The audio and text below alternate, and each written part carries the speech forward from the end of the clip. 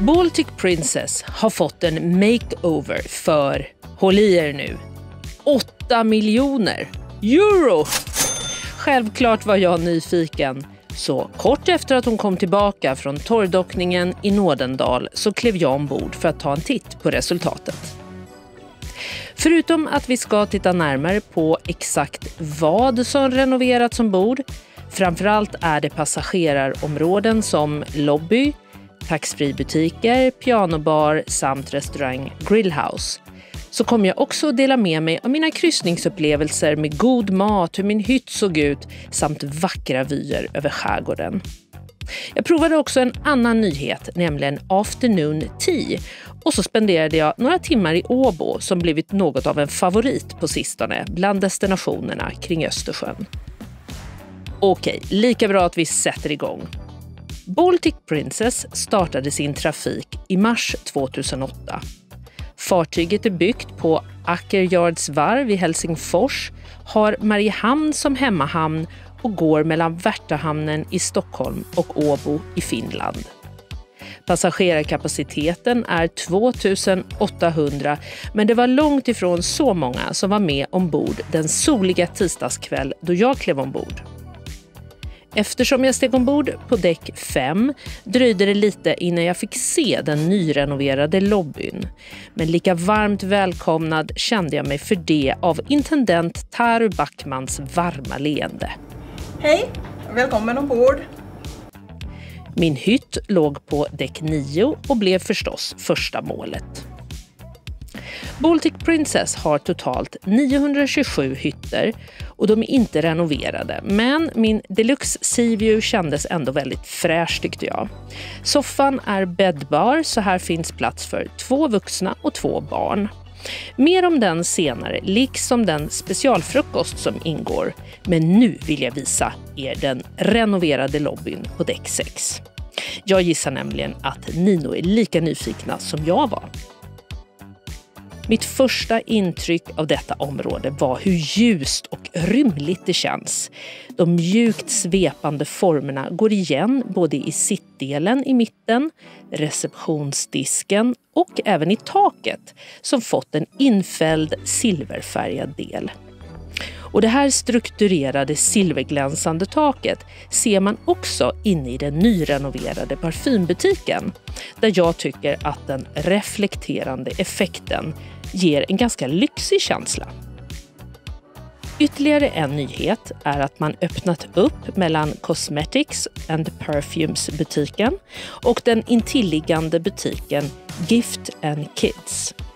Resultatet är ett bättre flöde samt att presentbutiken har fått mer plats. Och ser ni det roliga golvet? Jag tyckte det kändes glatt och lekfullt och det finns även gott om charmiga produkter här. Här ser vi Baltic Princess shoppingstråk på däck 6 från motsatt håll och närmast möts man då av den stora taxfree-butiken med godis, alkohol och tobak. Jag ska ta er med på en visning av hela butiken. För dig som undrar så är det finska designföretaget Frans Design som står för utseendet både vad gäller receptionsområdet och butikerna.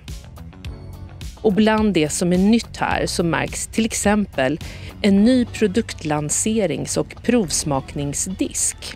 Även 4 självbetjäningskassor som ska göra shoppingen smidigare. Plus också för att det stod skålar med Fazer-choklad lite här och där som man fick ta av. Mums säger jag, är någon mer som älskar choklad? Jag hade verkligen tur med vädret. Det var en underbar kväll, så innan middagen så kunde jag inte låta bli att gå ut i akten på däck 10 och även 11 när prinsessan gled ut i vår vackra skärgård. Särskilt nu sommartid så är det verkligen ett måste att njuta av vyerna när man kryssar tycker jag. Och visste du att National Geographic har tagit med Stockholms skärgård på sin lista över världens bästa resmål för 2025. Visst är det coolt? Eftersom jag var inbokad på nyrenoverade Grillhouse kvällen därpå så valde jag istället att äta middag på Happy Lobster. Jag lyckades få ett fint fönsterbord och utsikten slogs med maten om min uppmärksamhet. Först in var en amuse-bouche på sked med smak av skaldjur och ett litet potatischips överst. Sagolikt gott. Och till förrätt beställde jag en Skagen toast med skaldjursröra som kom på ett frasigt bröd som smakade smörstekt. Det var så gott. Helt perfekt det också. Till varmrätt var valet givet. Favoriten hummer. Här med pommes frites och citronmajonnäs. Också en riktigt lyckad kombination som jag njöt. Till efterrätt beställde jag den här kompositionen med smaker av både choklad, mascarpone, vanilj och bär. Innan det var dags att avrunda kvällen så besökte jag pianobaren där den finska inredningsdesignen Marjut Nosiainen skapat en uppgraderad look med en lätt art deco-touch. Och med signaturcocktailen Rambling Rose i glaset kunde jag inte låta bli att stanna en stund och låta mig underhållas av pianisten som både var väldigt skicklig och väldigt spexig. Nästa morgon var jag riktigt sugen på att upptäcka Åbo. Men först frukost, och när man har en deluxe Sea View-hytt så ingår specialfrukost på nyrenoverade Grillhouse. Kvällen innan hade jag bara sneglat in lite när jag gått förbi. Nu var det dags att uppleva atmosfären på riktigt. Grillhouse Design är skapad av Heikki Mattila som valt en mörk inredning med konjaksbruna skinnstolar. Skitsnyggt rent ut sagt tycker jag, och färgerna på maten riktigt poppar mot den här svarta buffésektionen, vilket får all mat att se så aptitlig ut.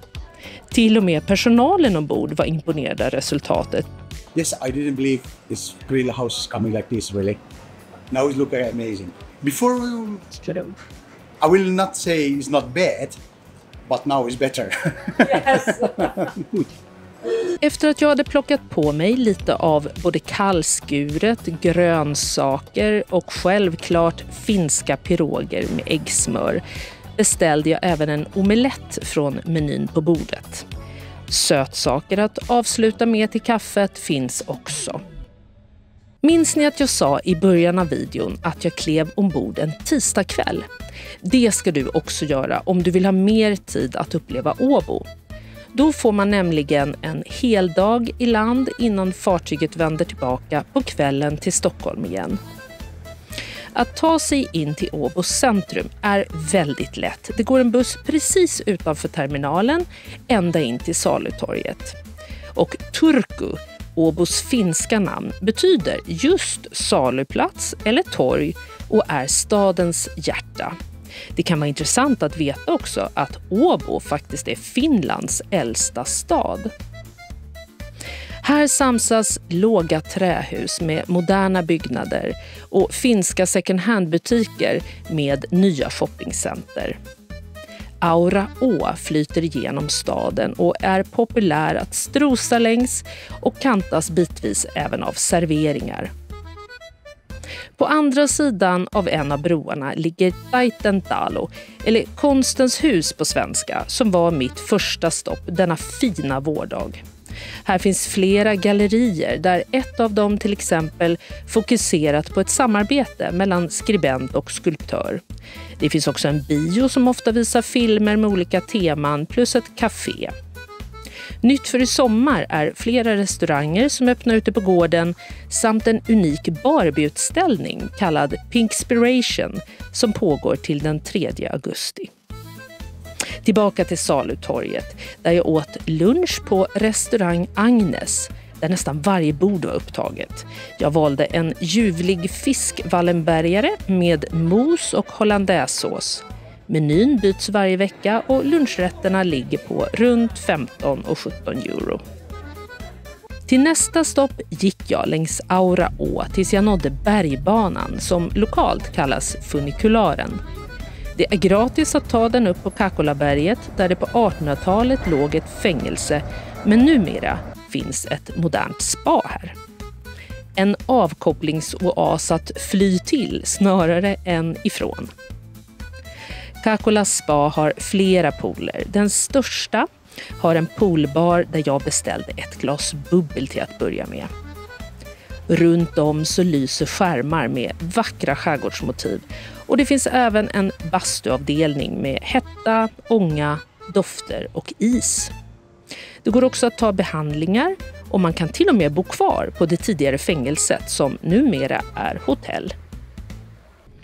Själv begav jag mig tillbaka till fartyget ett par timmar före avgång eftersom jag skulle få prova ännu en nyhet på Baltic Princess, nämligen afternoon tea.